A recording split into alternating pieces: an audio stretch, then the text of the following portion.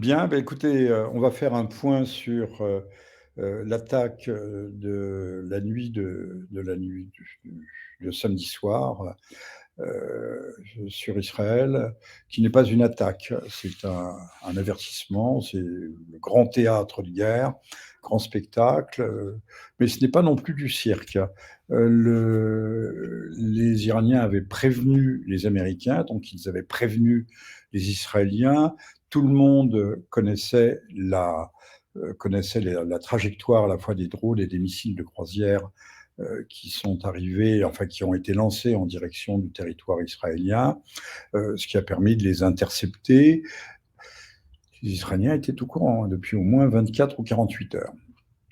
Voilà, ça c'est la première chose. Donc c'est pour ça qu'on peut dire qu'il y a aussi une partie de cinéma. Maintenant, les Iraniens ne pouvaient pas ne pas réagir dès lors que leur propre territoire national avait été l'objet de frappes. En l'occurrence, le consulat iranien de Damas, qui, comme vous le savez, comme toute enclave diplomatique, est une enclave et est un territoire iranien, qui avait fait un certain nombre de morts, dont 3 morts de rang élevé des gardiens de la Révolution. Mais là n'est pas le problème, d'ailleurs, ça n'avait aucun intérêt stratégique pour Israël, si ce n'est que c'était une provocation et en espérant faire tomber l'Iran dans le piège. Et d'ailleurs, sur LCI, on ne s'est pas privé de dire ah, erreur stratégique de la part des Iraniens, ils sont tombés dans le piège, quelle erreur, quelle erreur, quelle erreur. Non, pas quelle erreur, puisque cette réponse iranienne était une réponse un coup à blanc. On tire un coup à blanc pour faire peur aux cambrioleurs. Un coup à blanc, mais qui était quand même un avertissement, de dire, vous voyez ce que nous pouvons faire, et on peut le faire dans d'autres conditions, avec d'autres moyens.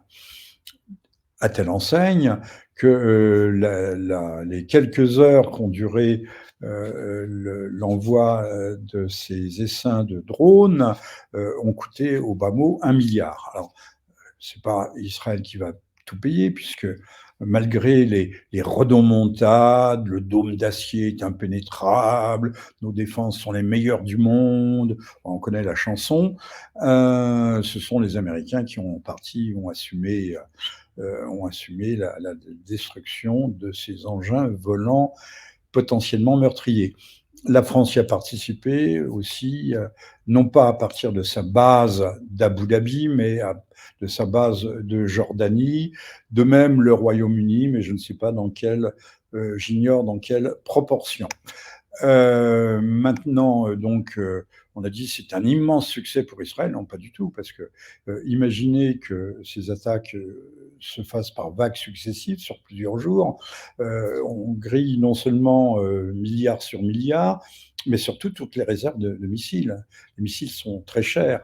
Les missiles tirés à partir des frégates lanceuses d'engins qui accompagnent les porte-avions américains ne peuvent plus se recharger plus en mer. Il faut aller au port. Tout cela prend du temps.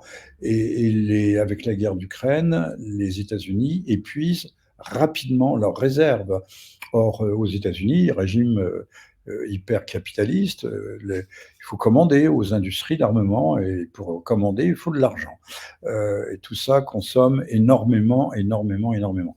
De ce point de vue, c'est pas un grand succès pour Israël, puisqu'on a pu découvrir aussi d'où étaient tirés, quels étaient les moyens de défense, les moyens employés, là où ils étaient positionnés, qui intervenait, qui n'intervenait pas, et selon quelle modalité.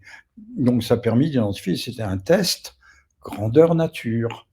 Maintenant, on dit que 98% des missiles ne sont pas arrivés. Oui, mais il reste 2%. Et 2%, ce ne sont pas des missiles hypervéloces qui ont été expédiés, mais des missiles balistiques. Et ces missiles balistiques sont arrivés sur un aérodrome militaire, donc une cible totalement non civile, à proximité d'une usine de manches à balai ou de balais ou de prêt-à-porter, qui est en fait la fameuse centrale nucléaire de Dimona, qui a bien sûr un usage civil, mais qui aussi abrite les ateliers de confection, on n'est pas au Sentier, hein, mais de confection des têtes nucléaires qu'Israël ne possède pas, que Israël n'a pas ratifié le traité de non-prolifération, donc Israël a les mains blanches, et, et nimbé de son innocence perpétuelle.